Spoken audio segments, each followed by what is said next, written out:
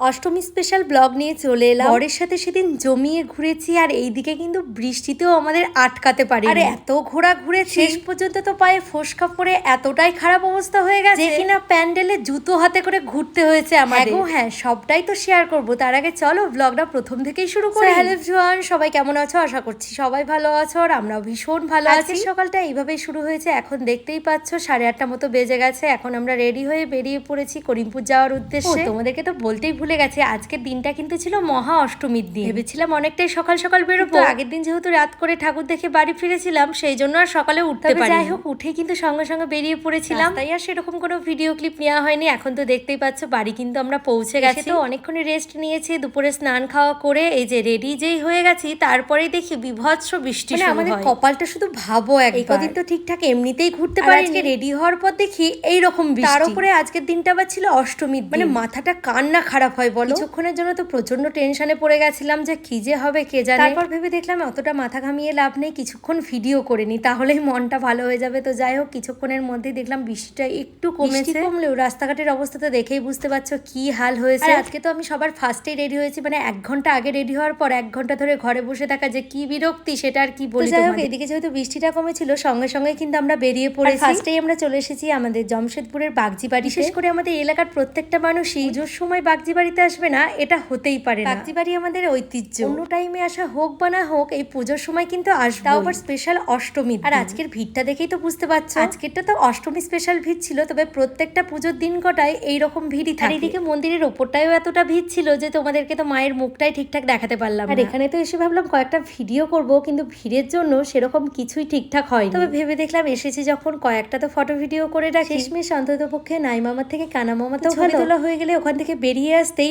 আবার ফিরফির করে বৃষ্টি শুরু হয়ে যায়। ভেবেছিলাম হয়তো ওইটুকু বেরিয়ে আসতে পারবো, তারপরে যাই হোক কিছুটা ভিজতে ভিজতে এখন নাটনার স্কুলের কাছে এসে দাঁড়িয়ে। এত কথার মাঝখানে তোমাদেরকে তো বলতেই ভুলে গেছে, আজকে কিন্তু আমরা একা ছিলাম না, আমাদের সাথে রিমিদি আর রিমিদির বড় ছিল।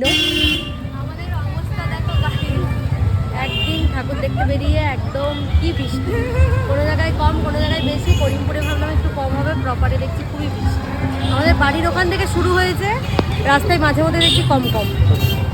মানে এই অষ্টমীর দিনে যে বৃষ্টিটা এতটা জ্বালিয়েছে, মানে কি বলবো। মানে একটা মণ্ডপ থেকে আরেকটা মণ্ডপে যাচ্ছি, সেখানে বৃষ্টিতে আটকে যাচ্ছে। দিকে তো এইভাবেই চলেছে। তবে মোট কথা হচ্ছে আমরা যেহেতু 4 জন ছিলাম, প্রচুর মজা করেছি। কথাই আছে না, যা শেষ ভালো তার সব ভালো। আমাদের সাথেও সেটাই হয়েছে। 2-1 ঘন্টা হয়তো একটু জ্বালিয়েছে বৃষ্টিতে, শেষমেশ বিকেলের পর থেকে কিন্তু আকাশ পুরোপুরি পরিষ্কার হয়ে যায় আর আমরা খুব সুন্দরভাবে ঘুরতে পারি। আমরা আজকে মোষবাথানের ওই সাইডেও গেছিলাম, ওই দিককার ঠাকুরগুলোও দেখে তারপরেই আমরা চলে এসেছি এখন করিমপুরের, মানে মোষবাথান থেকে মেন শুরু করেছি ঠাকুর দেখা, তারপর পরপর ঠাকুর দেখতে দেখতে এখন করিমপুরে চলে এসেছি। আমাদের দুজনের বরের অবস্থা দেখতে পাচ্ছ, বিয়ের পর প্রত্যেকটা ছেলেদেরই এইরকম অবস্থাই হয়। আমি আর রিমিদি দুজনেই মাঝে মধ্যে হাঁপিয়ে যাচ্ছিলাম বা শাড়ি টাড়ি ঠিক করছিলাম, সেই টাইমগুলো কিন্তু বরদের হাতেই আমাদের পার্সগুলো দিয়ে দিয়েছি। আমার মনে হয় এটাতে লজ্জা পাওয়ার মতো কোনো কিছুই নেই, নিজের বউকে ভালোবাসলে এগুলো করাই যায়।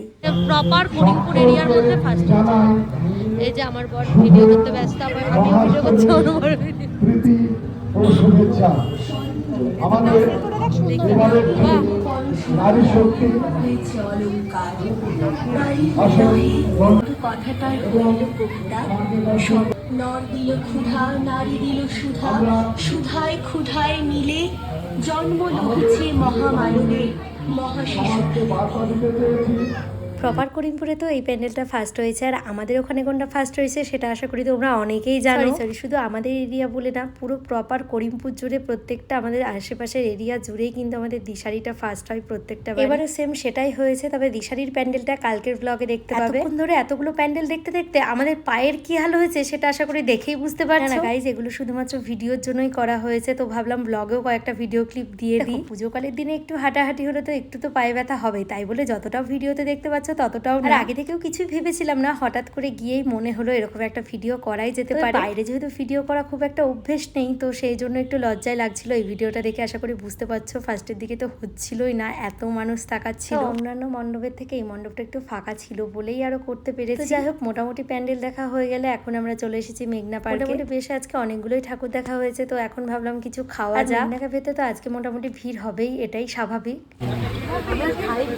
তাহলে জায়গা পেয়েছো এসে, কপাল ঠেকিয়ে নাও।